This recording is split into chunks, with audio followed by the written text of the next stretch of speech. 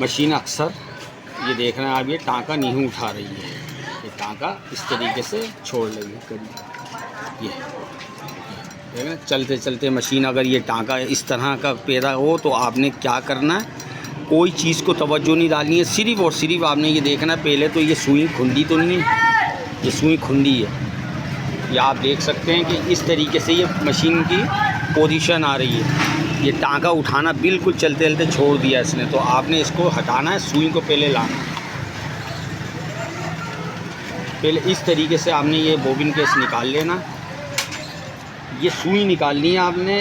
पहले ये आपने गौर करना है कि ये सुई की नोक ख़राब ना हो। ये आप देख सकते हैं सुई की नोक ख़राब हो, अगर ये सुई ख़राब हो तो आपने ये चेंज करनी है, ये हटा के आपने नई लेनी है। ये आपने नई सुई लगानी है। और याद रहे ये कटा हुआ हिस्सा जो ये देखते हैं आप, ये जो कटा हुआ हिस्सा है ये आपने गस के अंदर लगाना है। इस तरीके से आपने इस काट को अंदर करना है, इस तरीके से ये आपने इधर कसाई कर लेनी है। ये लकीर जो है ये लकीर सामने आना चाहिए, और ये जो गड्ढा है ये सुई का इस तरफ पीछे आना चाहिए, इस तरीके से।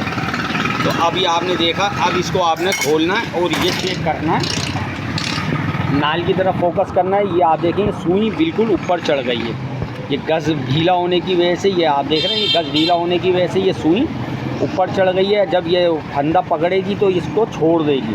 तो आपने ये देखना है कि गज़ की सेटिंग इधर बहुत आई हुई है, नीचे केरियल घूम चुका है। ये आप देखें यहाँ पर है, केरियल यहाँ होना चाहिए इस हिस्से के ऊपर। ये आपको मैं समझाऊँ, ये शटल की रोशनी इस हिस्से पर सुई चलना चाहिए। तो आपने पहले क्या करना है, ये आपने देखा है कि ये पिन निकली हुई है। अब ये स्क्रू से कसा हुआ है तो ये पिन निकली हुई है, तो आपने इस तरीके से आपने इस जगह को पेचकस लगाना, ऐसे इस तरीके से इस स्टाइल में आपने इधर पीछे पेचकस लगाना, और हल्के हाथ से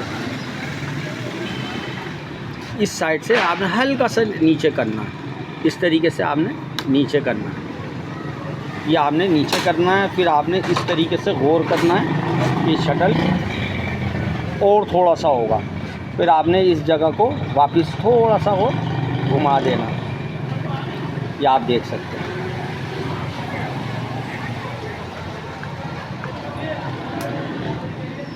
ये आ गया। ये स्टाइल में आपने रखना है, इस तरीके से शटल के इस हिस्से पर सुई की मिलान हो। अब ये आपने इधर ओके कर दिया, इसको आपने कसना है, इसको आपने ताकत से कस लेना है।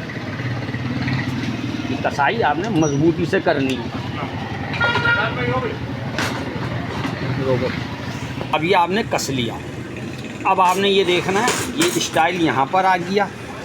अब ये सेटिंग आपने क्या करनी है, अब ये सुई बिल्कुल हाथ पे नहीं है, ये गज़ घूमने की वजह से ये सेटिंग आउट हो गई है। तो आपने इस बूट को नीचे करके इस गज़ को नीचे करना है।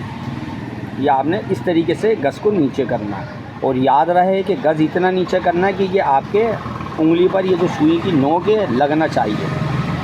ये देख रहे हैं आप, ये सुई इस जगह पर आ रही है, सही है।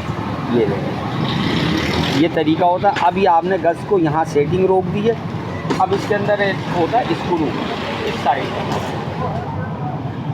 यहाँ एक होल, इस जगह पर स्क्रू होता है। तो आपने इस स्क्रू को इस तरीके से पहले खोल लेना है आपने, जो आपको नज़र आ सके।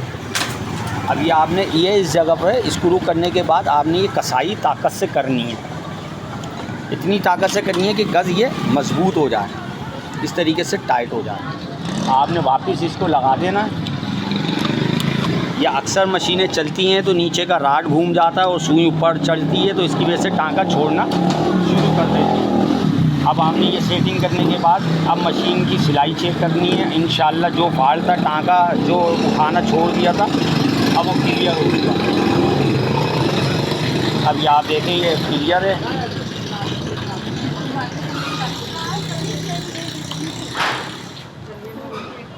इस तरीके से आपने ये फाल्ट को निकालना है। पहले आपने सुई के ऊपर तवज्जो डालनी है।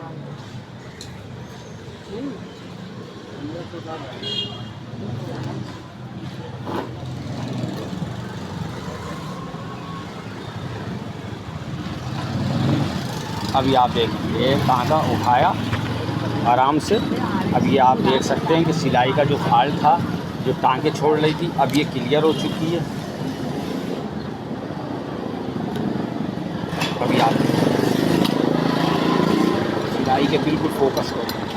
अब ये आपकी मशीन का जो टाँका ना उठाने की जो प्रॉब्लम थी, अभी आपने ये सेटिंग करी है। अब ये टाँका उठाने के आपकी सेटिंग सारी क्लियर हो चुकी है। अभी आप देख सकते हैं ये सारा क्लियर हो गया मामला। ये आप देख सकते हैं ये बिल्कुल एकम एक क्लियर नज़र आ रहा है। ये फोकस बिल्कुल कर दिया।